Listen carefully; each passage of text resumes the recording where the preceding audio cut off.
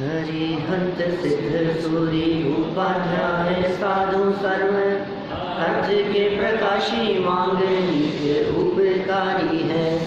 तिनको स्वरूप जान रागते भई जो भक्ति काय को नमाई स्तुति को ऊंचाई है। धन्य धन्य दिन हिते काज सब आज भये कर जोड़े बारे बारे वंदना हमारी है। मंगल कल्याण सुख ऐसो हम चाहत हैं। ओ मेरी ऐसी दशा जैसी तुम दारी है। ओ मेरी ऐसी दशा जैसी तुम दारी है। ओ मेरी ऐसी दशा जैसी तुम दारी है। शत्रु चूड़ामणि नामक इस ग्रंथ के आधार से यहाँ व्रतों की चर्चा चल रही थी और कहानी में आपको यह बात ध्यान ही होगी कि जीवनधर कुमार जब निकले थे विवाह उपरांत कुछ समय तक रह करके, तो मार्ग में जाते हुए उन्हें विचार आया कि इन वस्त्राभूषणों का त्याग कर दिया जाए, किसी योग्य व्यक्ति को दे दिया जाए। और ये विचार कर सामने से एक किसान को आते हुए देखा और किसान भी बहुत भावना से उनसे बात करने लगा। आपस में चर्चा चलने लगी और चलती हुई चर्चा के बीच में ही ये जीवनधर कुमार समझाने लगे कि भाई धर्म किया जाना चाहिए। फिर दो तरह के धर्म की बात कही, एक मुनि धर्म और एक श्रावक धर्म, और कहा कि तुम्हारे लिए अभी बड़े व्रतों को अंगीकार करना ये कठिन है, इसलिए छोटे छोटे से व्रतों को श्रावक के रूप में अंगीकार करो।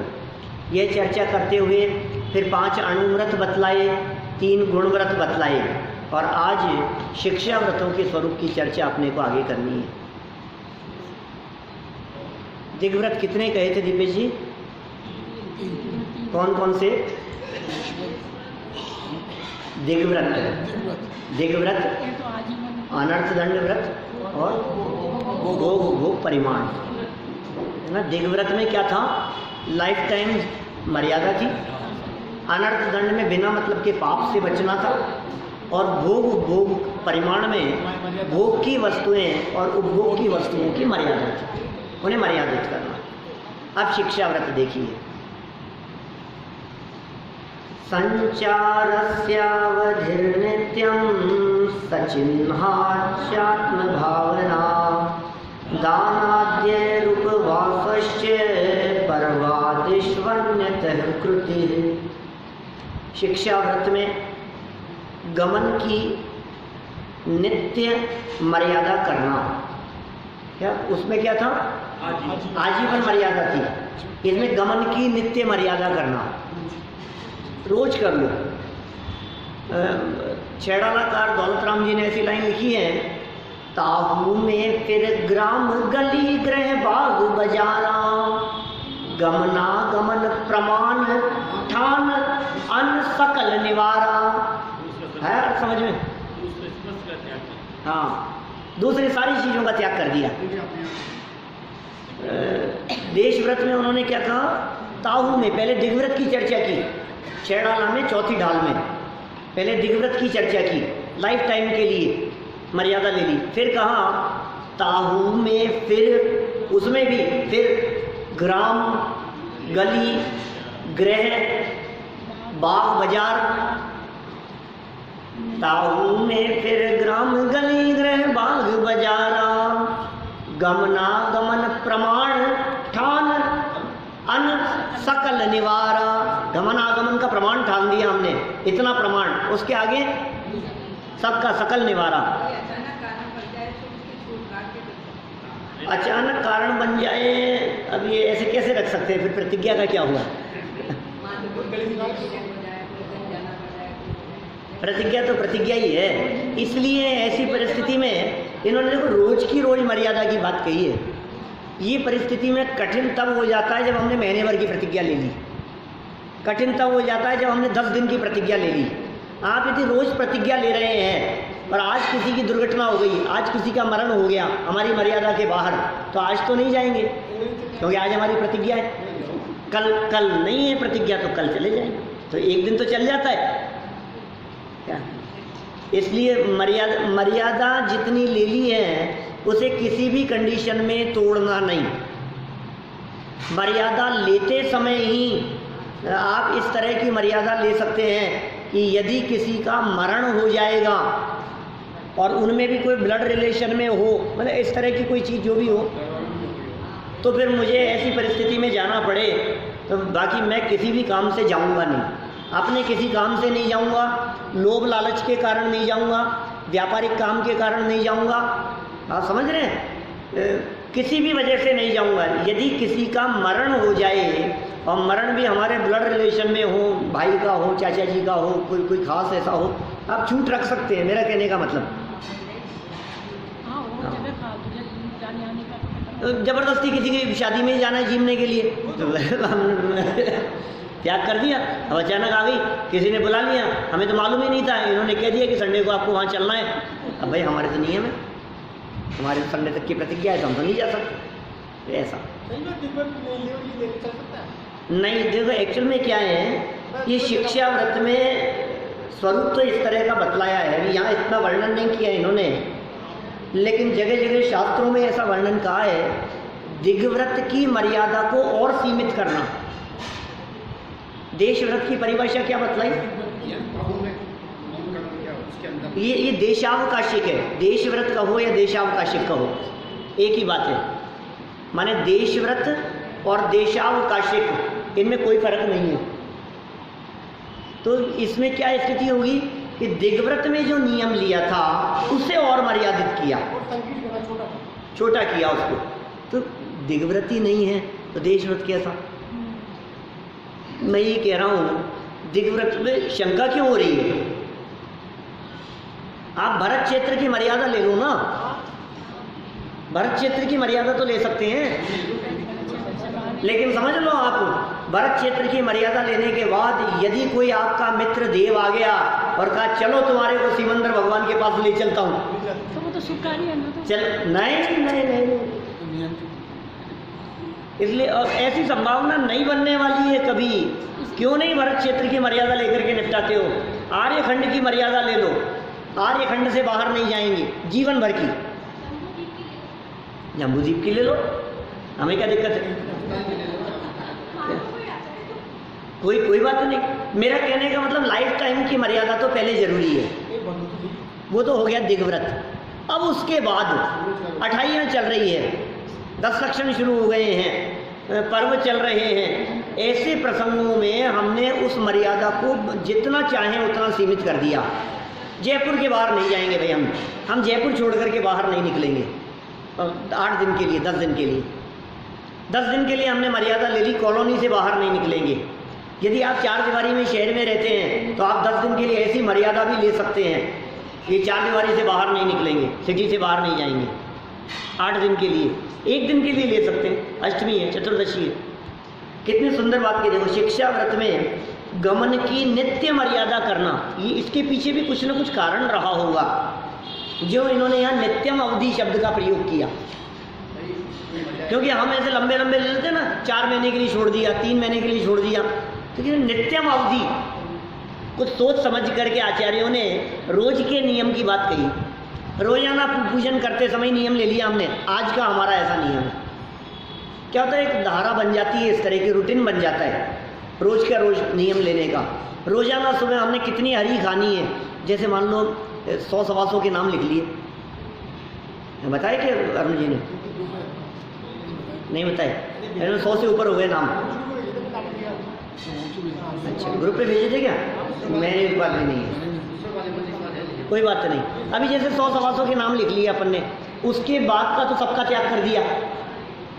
अब ये तो जस्ट लाइक दिग्व्रत, यद्यपि दिग्व्रत नहीं है ये, जस्ट लाइक कह रहा हूँ, लाइफ टाइम के लिए छोड़ दिया ना।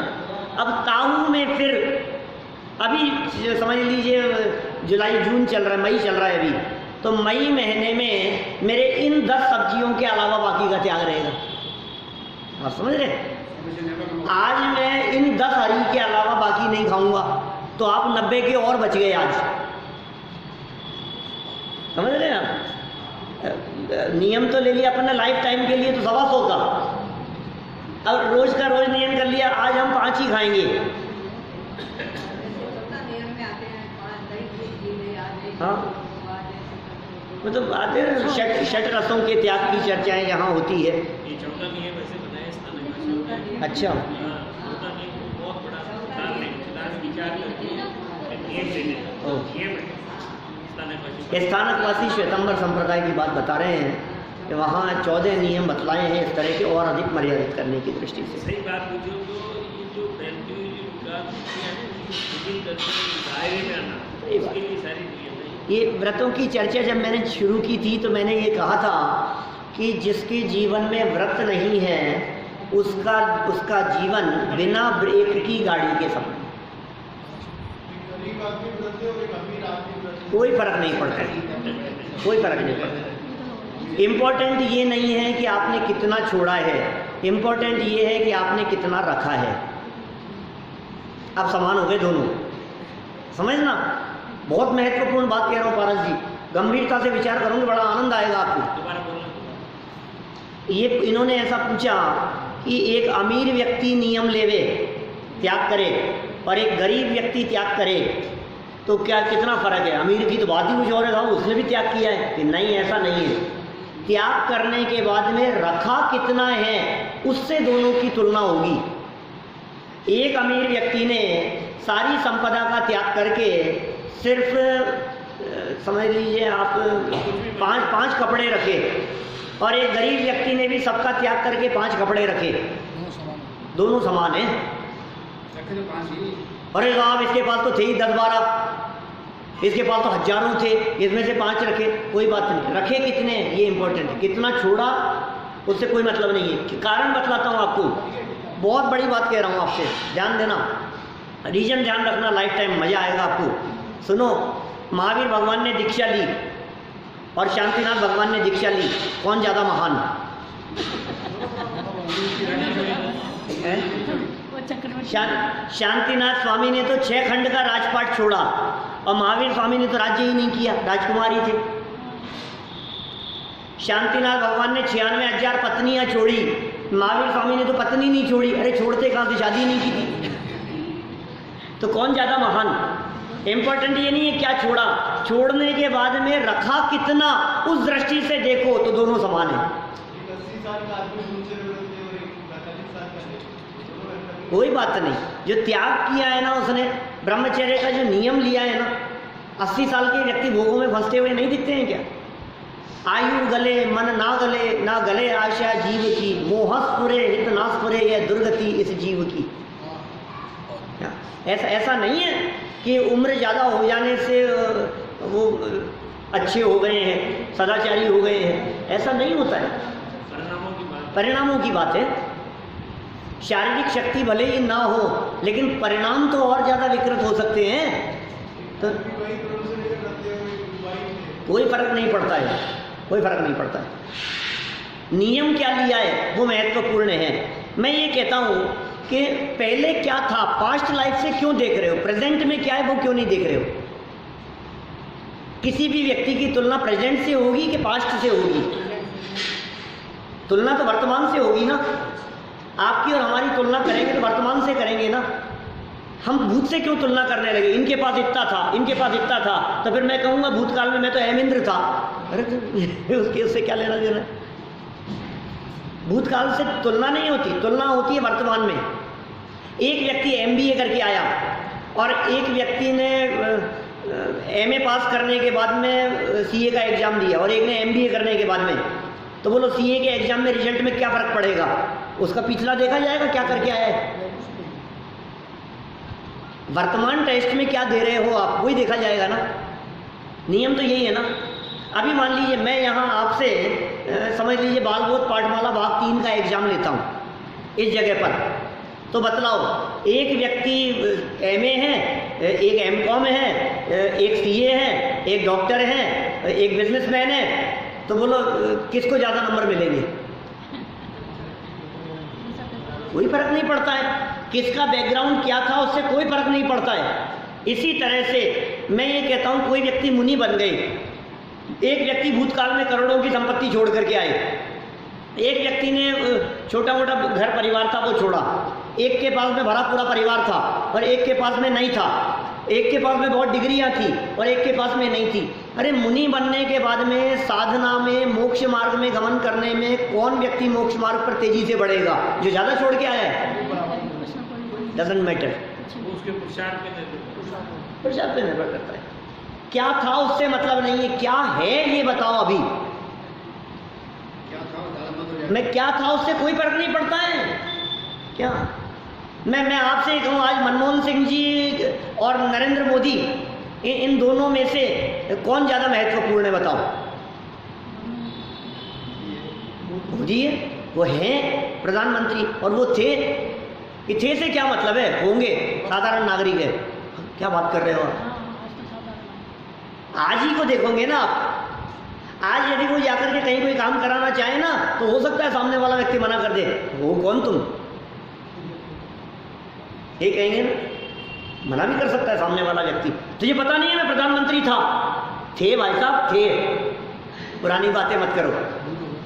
पूरी दुनिया में पुराने की कीमत नहीं है। हमारा दिमाग पता नहीं कैसा है। हम त्यागी व्रतियों में भी इस आधार पर भेद करने लगे हैं कि उनका बैकग्राउंड कैसा था।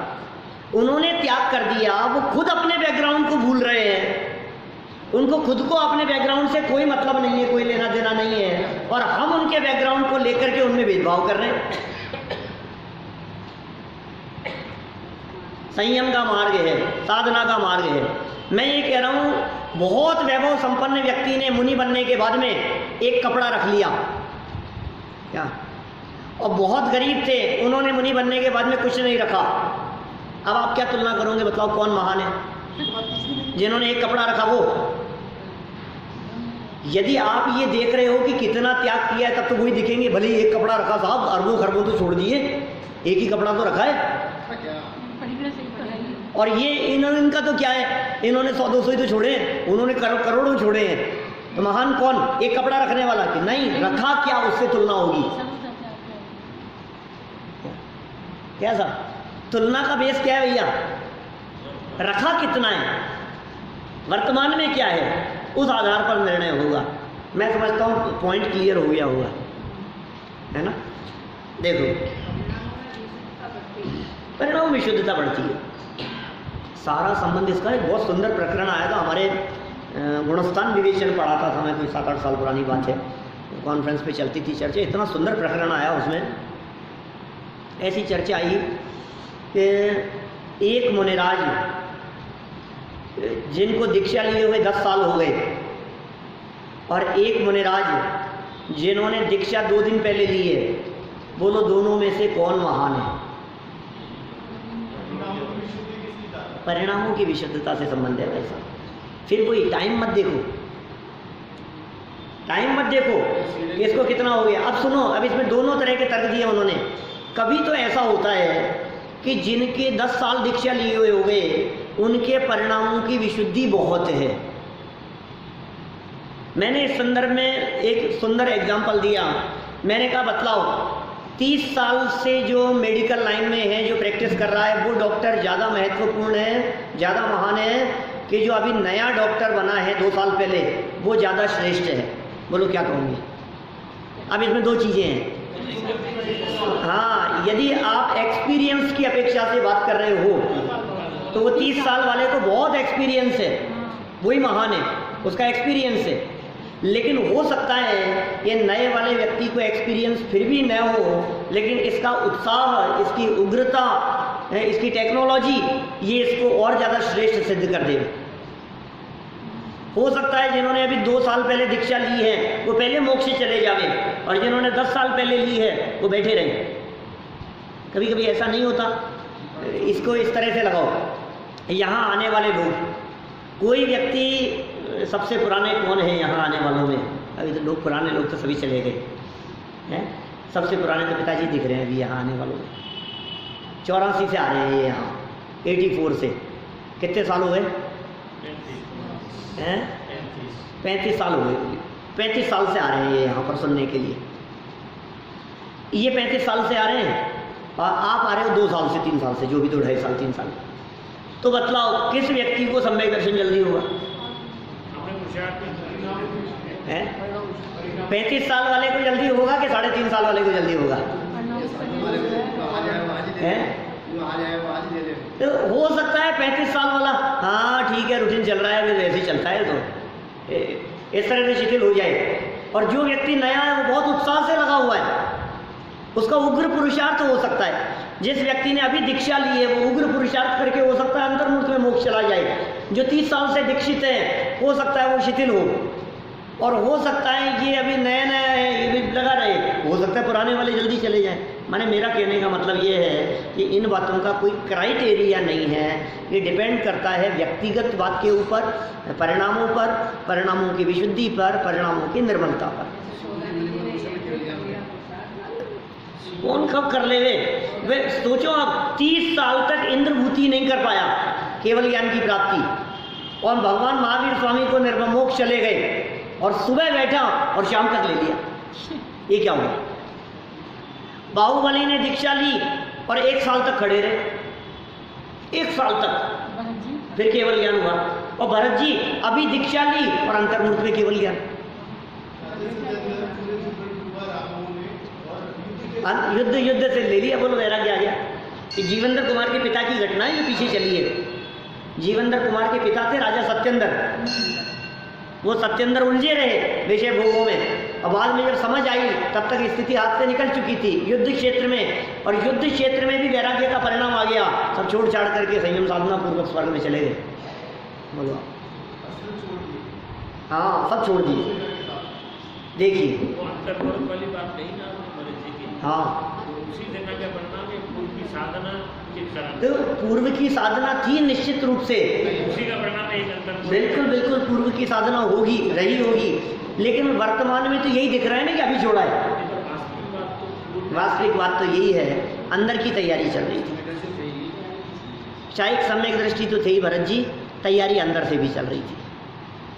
देखिए ये अभी हमने यहाँ शिक्षा व्रत शुरू किया, यहाँ इसमें कहा गमन की नित्य मर्यादा करना, रोज मर्यादा करें गमन की।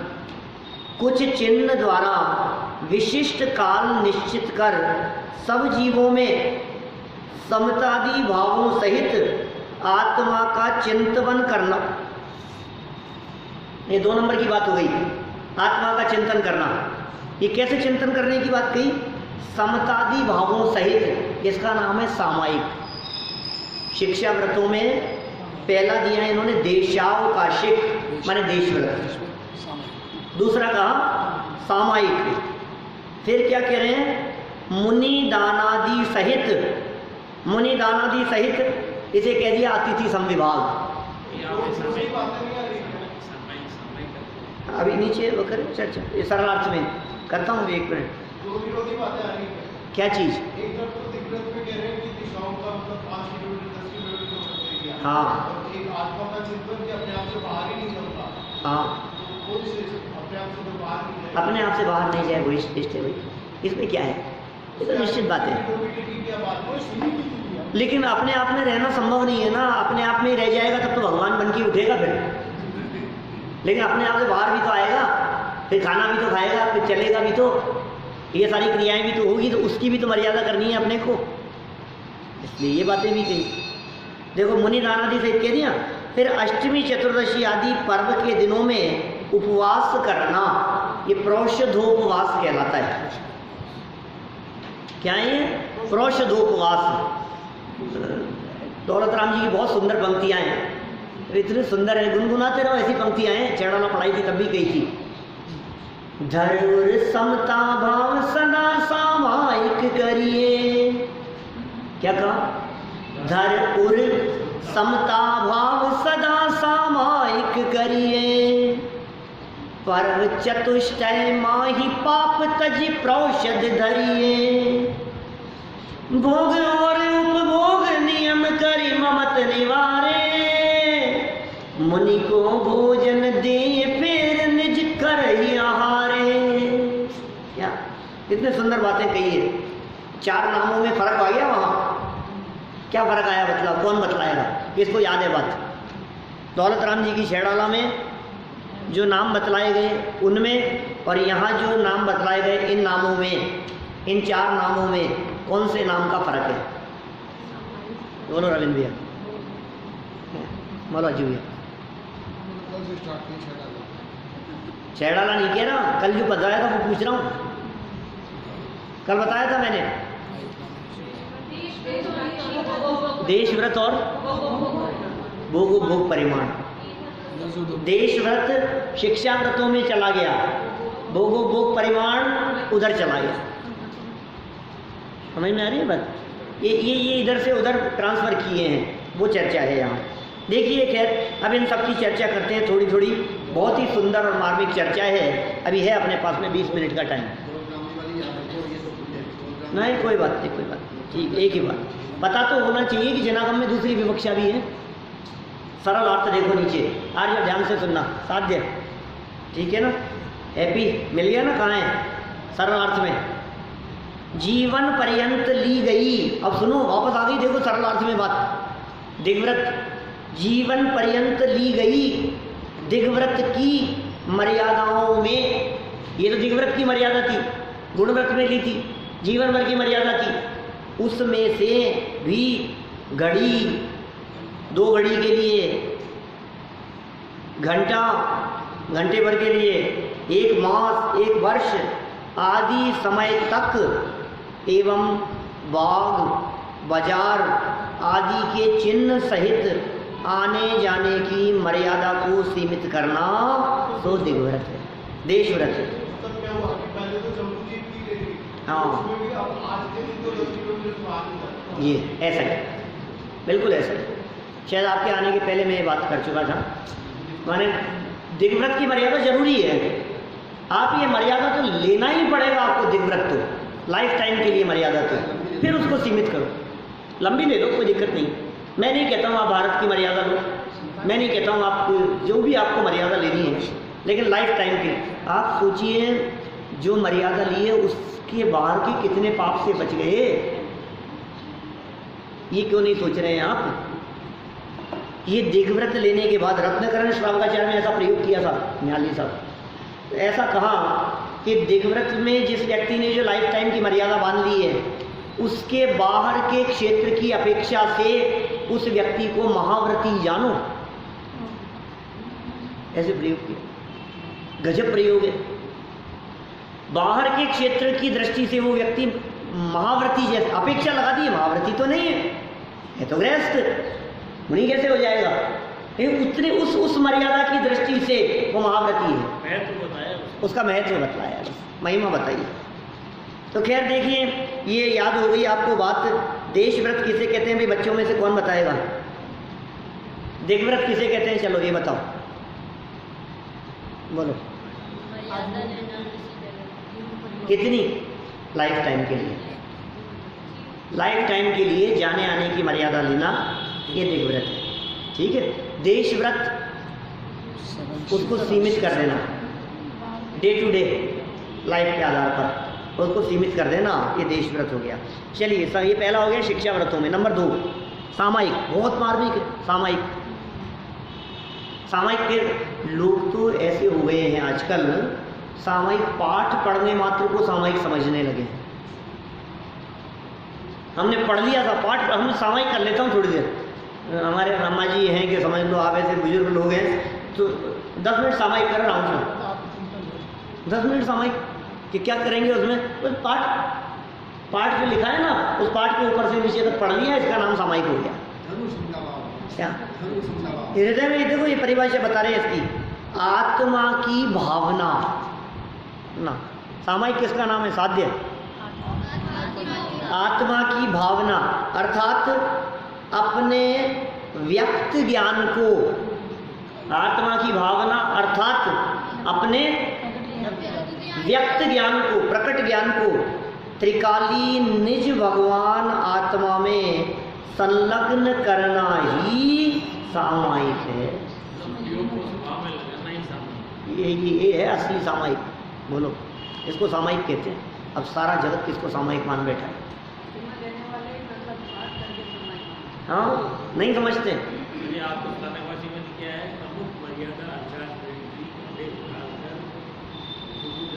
हाँ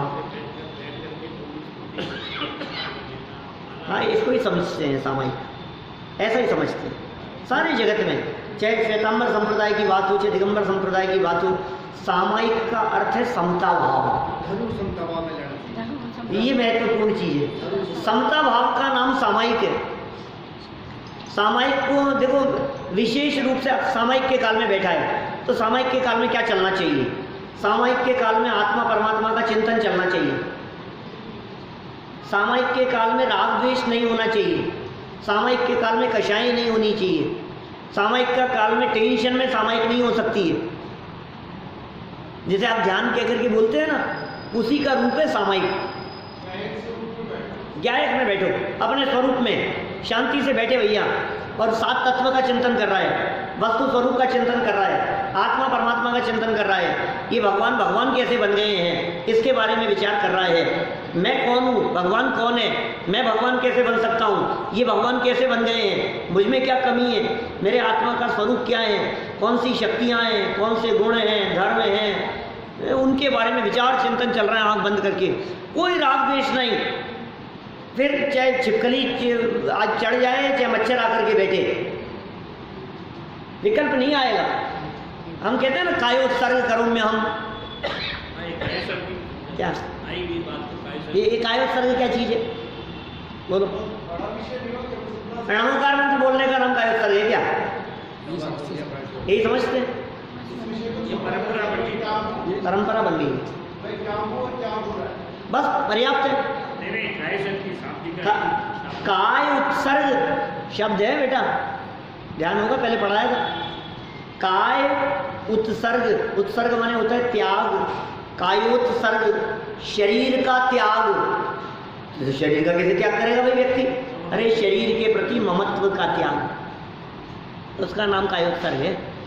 सब और से ध्यान हटाकर, शरीर से, संयोगों से, परिवार से, सब तरफ से ध्यान हटाकर अपने में ध्यान लगाना, उसका नाम कायोत्सर्ग है। ये है कायोत्सर्ग। 9 बार नमोकार मंत्र की भी परंपरा इसलिए चल गई है कायोत्सर्ग के काल में कि वो नमोकार मंत्र, क्योंकि उपयोग को कुछ ना कुछ चाहिए ना। अब आत्मा परमात्मा तो समझता नहीं है, कुछ भी जानता नहीं है, तो क्या कह दिया कि भाई तू तो एक काम कर, कायोत्सर्ग के काल में पंच परमेष्ठियों का स्मरण कर, 9 बार नमोकार मंत्र बोलकर, जिससे तेरा ध्यान इन पंच परमेष्ठियों में रहे, बाकी इधर उधर नहीं भटके, शरीर में नहीं जाना चाहिए, तो कायोत्सर्ग है। अब क्या हो गया, बताया तो ऐसा था इनके स्वरूप के ध्यान की बात। अब धीरे धीरे घटते घटते वो सिर्फ जबान से रह गया, पंच परमेष्ठी भी ध्यान में नहीं आते, नमोकार मंत्र बोल लिया।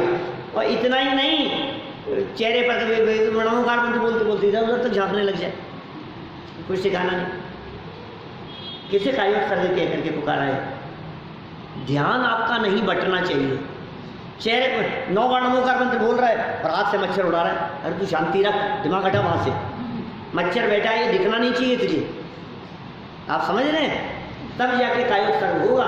ये सामायिक की चर्चा चल रही है यहाँ पर। सामायिक किसका नाम है, सामायिक कैसे होती है? तो देखो ऊपर लिखा था इन्होंने,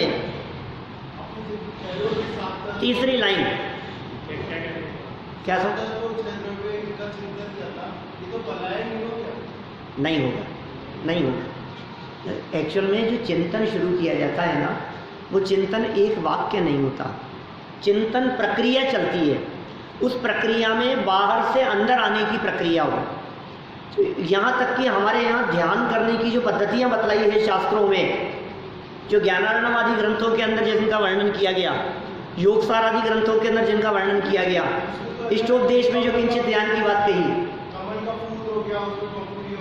तो ये उसमें जो पद्धतियाँ बतलाई है, उसमें सारे लोक से शुरू करके वहाँ से हटाते हटाते हटाते हटाते ला करके हैं 6 द्रव्यों में मैं जीव द्रव्य, फिर जीव में फिर ऐसा, फिर जीव के अंदर फिर राग द्वेष वाला नहीं, फिर विकार वाला नहीं, फिर कर्म वाला नहीं, अंदर सूक्ष्म चलते हुए विकल्प वाला नहीं, फिर विकल्पातीत आत्मा तक पहुँचना। ये प्रक्रिया है। ऐसा ही है। देशना लब्धि से शुरू होगी चर्चा। देशना में क्या क्या बातें सुनी, उन सबको सुन करके चिंतन में लाए, प्रायोग्य में आ गए, प्रायोग्य से और सूक्ष्म हो गया उपयोग, करण लब्धि में आ गया, राधेकरण, अपूर्वकरण, अनिवृत्तिकरण होते हुए आत्मानुभूति हो गई। अरे हम कह रहे टिपिकल क्यों? ये टिपिकल नहीं है। आपको देशना, प्रायोग्य, अधेकरण, अपूर्वकरण, अनिवृत्तिकरण ये टिपिकल लग रहा है। जिनकी जो साधना में बैठते हैं उन व्यक्ति को ये अधेकरण, अपूर्वकरण, अनिवृत्तिकरण नाम याद नहीं आते। उनका तो एक ही चिंतन चलता है, बस एक ज्ञायक भाव। तो टिपिकल नहीं है, काम तो वही हो रहा है। उसको शास्त्रकारों ने नाम दिए हैं कि ये अधेकरण, ये अपूर्वकरण, ये अनिवृत्तिकरण, ऐसे नामकरण बाद में हुए। नाम आए केवल ज्ञान के माध्यम से बतलाए गए हैं। देखिए सामायिक के संदर्भ में तीसरी लाइन देखो, अन्वयार्थ की, अन्वयार्थ की तीसरी लाइन।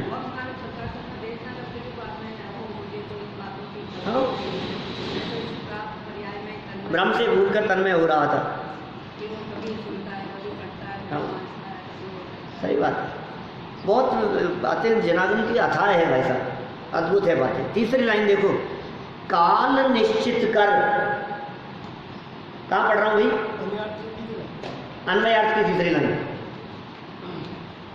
काल निश्चित कर सब जीवों में समतादि भावों सहित। ध्यान दिया आपने क्या लिखा? नीचे नहीं खोली वो बात सरल अर्थ में। इनका समतादि भावों सहित आत्मा का चिंतन करना। कैसे चिंतन करना? समता भाव सहित। राग द्वेष नहीं है दिमाग में। तो ये चल रहा है कि बिजनेस में इतना नुकसान हो गया, ये हो गया यार, वो प्रॉपर्टी आएगी कि नहीं आएगी अपने हाथ, वो केस चल रहा है, इसका क्या होगा, और बैठा है आंख बंद करके। तेरा ध्यान कहाँ जा रहा है? तेरा इसका नाम थोड़ी ना सामायिक है। करते करते कभी ऐसा विचार आए तो समझ लेना कि ये सामायिक नहीं हुई, वहाँ से हटने का पूरा दोबारा प्रयास, हटने का प्रयास करो और ये समझ लो कि ये सामायिक नहीं हुई। गे में हे उपादेय तो नहीं करना, लेकिन गे तो बदलना पड़ेगा। गे मात्र थे तो गे की तरफ आकर्षित क्यों हुआ? गे में दिक्कत नहीं है, गे की तरफ का आकर्षण ये दिक्कत है। जानने में तो आएगा, ठीक है, स्वभाव है वो तो, लेकिन ये जानू ये जो रस है वो तकलीफ का कारण है। ये इसलिए समता भाव सामायिक के संदर्भ में जो बात कही गई, ये बहुत मार्मिक बात कही है। यहाँ आत्मा का चिंतन है और समतादि भावों सहित है। वापस आ जाओ नीचे, आत्मा की भावना सरल अर्थ में दूसरा पैराग्राफ। आत्मा की भावना अर्थात अपने व्यक्त ज्ञान को त्रिकाली निज भगवान आत्मा में संलग्न करना। व्यक्त ज्ञान को, ये सामायिक है। मैंने भूतकाल के ज्ञान की बात नहीं कि काम तो वर्तमान में ही होगा, समझ लो आप। जब भी होगा काम वर्तमान में ही होगा, भूत में भी नहीं और भविष्य में भी नहीं। चलिए और आगे बढ़ते हैं, 2 पॉइंट और है। संलग्न माने लीन होना, संलग्न करना मतलब उसके साथ में जोड़ना। आगे आहार आदि 4 प्रकार के दानों के माध्यम से मुनिराज तथा व्रती एवं अविरत सम्यक दृष्टि श्रावक रूप अतिथियों की सेवा करने को वैयावृत्य अथवा अतिथि संविभाग व्रत कहते हैं। क्या नाम है तीसरे व्रत का? अतिथि संविभाग। अतिथि संविभाग मैंने कुल मिलाकर के साधर्मियों के प्रति बहुत वात्सल्य का भाव। अविरति की मतलब ये है घर आए हुए मेहमान के प्रति वात्सल्य भाव। मैंने लोक व्यवहार और शिष्टाचार भी इसमें शामिल कर लिया। आप हमारे यहाँ आए तो आपको चाय पानी के लिए पूछें, आपको अच्छे से आसन पर बिठाएं, आपसे चर्चा करें, ये वात्सल्य भाव। ये जो साधर्मी वात्सल्य है, इसको यहाँ अतिथि संविभाग है ना। अचानक आ गए आप, अतिथि कौन कहलाते हैं? सच में तो अतिथि मुनिराज ही होते हैं। मुनिराजों को अतिथि कहा जाए जिनकी तिथि नहीं है, जिनका नक्की नहीं है। आपको तो बुलाया है हमने, क्या महीनों के लिए सब लोगों को बुला लिया, तो आपने तो तारीख पे बुलाया है, समय देकर के बुलाया है, 1 से 3 बजे तक आना साहब, हम उसी समय पर आए। हम कोई अतिथि थोड़ी ना, क्या हम अतिथि नहीं है? तिथि जिसकी निश्चित ना हो वो अतिथि है, समय जिसका निश्चित ना हो वो अतिथि है। जिसके आने का टाइम मर्यादित नहीं, कभी भी आ जाए। अतिथि देवो भव, कभी भी आ जाए। देव क्यों है वो? जिनके आने का कुछ ठिकाना नहीं है। और हम भाग्यशाली क्यों महसूस कर रहे हैं? अतिथि को देव की तुलना क्यों दी है? क्योंकि भाई साहब बड़े भाग्य से आते हैं, बुलाने पर तो कोई भी आ जाए। बिना बुलाए कौन किसके यहाँ जाता है? वो अतिथि हैं जो बिना बुलाए आए हैं, उनकी कीमत ज़्यादा हो। बुलाने वालों को तो आप रखोगे ही ध्यान से, बुलाने वालों को तो संभालोगे ही, बुलाने वालों को तो आपने बुलाया है, वो तो आपकी जवाबदारी है। लेकिन जो बिना बुलाए आए हैं, और दूसरा एक कारण ये भी है कि हमारे मुनिराज तिथि की परवाह नहीं करते। हम भी जब यहाँ से दो पाँच दिन के लिए कई तीर्थ क्षेत्रों पर चले जाते हैं, कहीं शिविर आदि में चले जाते हैं, हम तारीख भूल जाते हैं, हम बार भूल जाते हैं, हमें याद ही नहीं है यार। तो 8-10 दिन से मैं यहाँ हूँ, मुझे ध्यान ही नहीं है तारीख कौन सी आ गई, कौन सा बार आ गया, कौन सा दिन चल रहा है, तो भूल जाते हैं ना। क्यों भूल गए? कि कुछ दिन के लिए घर से बाहर जब आप गए आराधना के क्षेत्रों में तो आप भूल गए। तो जिनके निरंतर आराधना चलती हो वे तारीख वार तिथि याद रखते रहेंगे, वो कैलेंडर देखते रहेंगे, वो समय देखते रहेंगे। वो अतिथि है, उन अतिथियों के प्रति, इसलिए सबके प्रति। और 4 प्रकार के दान की बात भी कह दी ना यहाँ। मुनिराज को तो आप आहार दान दे सकते हो, और क्या करोगे आप? भैया आरती करेंगे उनके साथ में, है ना। लेकिन ज्ञान दान ये मुनिराज देते हैं। आहार और औषधि दान श्रावकों के द्वारा दिया जाता है, ज्ञान दान और अभय दान मुनिराजों के द्वारा दिया जाता है। 4 प्रकार के दान है भैया।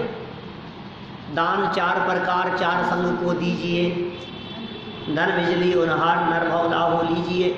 10 लक्षण पूजन की लाइन है, 4 प्रकार का दान। कैसे नहीं, आप देखोगे तो दिखेंगे। क्या चीज़? अभय दान। तो अभय दान का मतलब सुरक्षा की बात है। जीवन दान है एक प्रकार से, जीवन में बचा लिया। अभय दान में कौन प्रसिद्ध हुआ मालूम है आपको? अभय दान में प्रसिद्ध कौन है पहले ये बताओ?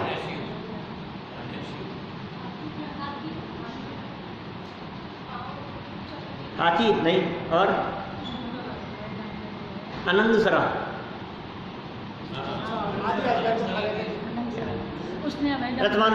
कहानी मालूम है? अजगर चक्रवर्ती की बेटी थी, आनंद सरा चक्रवर्ती की बेटी थी, और विद्याधर उठा करके ले गया था और जंगल में छोड़ दिया था। जंगल में छोड़ देने के बाद 3000 वर्ष तक रही वो वहाँ। चक्रवर्ती जैसा सम्राट उसे खोज नहीं पाया, और 3000 वर्ष बाद में जब वो मिली तो ऐसी हालत में मिली जब इतना शरीर अजगर के अंदर चला गया था पेट में, और इतना सा बाहर था। इस हालत में मिली वो पिताजी को, और पिताजी ने निकाल ली तलवार। तो उसने कहा नहीं पिताजी, इस अजगर को मारने से कुछ नहीं होगा, मैं तो वैसे भी नहीं बचूंगी। अभय दान जो भी। चलिए अंतिम पूरा करते हैं इसको, हो गया समय, सामायिक हो गया, अतिथि समिभाव हो गया। आगे प्रोषधोपवास क्या चीज़ है? बड़ा मार्मिक है। शाश्वत पर्व अष्टमी और चतुर्दशी के पहले और पश्चात के दिनों में एकासन पूर्वक, अष्टमी और चतुर्दशी के पहले और बाद के दिनों में, ध्यान रखना अर्जुन, अष्टमी का पहला दिन और अष्टमी के बाद का दिन, माने सप्तमी और नौमी। चतुर्दशी का पहला दिन 13, चतुर्दशी के बाद वाला दिन पूर्णिमा की अमावस जो भी हो। तो इनमें क्या करना? पहले और बाद वाले दिन, अष्टमी और चतुर्दशी को तो उपवास, और पहले और बाद वाले दिन एकादशी। 48 घंटे का उपवास होता है भैया। प्रोषधोपवास में ये विधि पूर्वक नियम पूर्वक 48 घंटे का उपवास होता है। जैसे सप्तमी को दोपहर में 12 बजे भोजन लिया, सप्तमी को एक टाइम खाया सप्तमी के दिन। अब अष्टमी का उपवास, और नवमी को 12 साढ़े 12 बजे बाद भोजन करें, ये प्रोषधोपवास है। आपका उपवास तो 36 घंटे में हो जाता है, सामान्य उपवास, पहली रात्रि और आगे वाली रात्रि, बीच के 12 घंटे का दिन, 36 घंटे में उपवास हो जाता है। लेकिन प्रोषधोपवास ये व्रत है, ये व्रत लेने वाले व्यक्ति जो प्रोषधोपवास करने वाले हैं, इनके 48 घंटे का उपवास होता है। जैसे चार वक्त के आहार का त्याग कराया, वैसे हमारे अंदर 4 वक्त के आहार का त्याग, 4 वक्त के आहार का त्याग, 4 वक्त हो ही गए ना, मेरी बात हो। और इतना ही नहीं, भोजन तो छोड़ दिया और बिजनेस में लगाए, नहीं भाई, एकांतवास में रहकर संपूर्ण सावध्य योग को छोड़कर, सावध्य योग कहलाता है पाप प्रवृत्तियां, पाप क्रियाएं, घर गृहस्थी के आडंबर, उन सबको छोड़कर, आरंभ परिग्रह की क्रियाओं को छोड़कर उपवास किया और अलमारी फैला करके बैठ गया, अलमारी जमा रहा है ऐसा नहीं। एवं सर्व इंद्रियों के विषयों से विरक्त होकर धर्म ध्यान में संलग्न रहना सुप्रोषधोपवास है। तो इस तरह ये 12 व्रतों में गुण व्रत और शिक्षा व्रतों की चर्चा अपन ने यहाँ संपन्न की है। अब अणुव्रतादि के इन व्रतों की महिमा की चर्चा बतलाई है, जो चर्चा हम कल यथा समय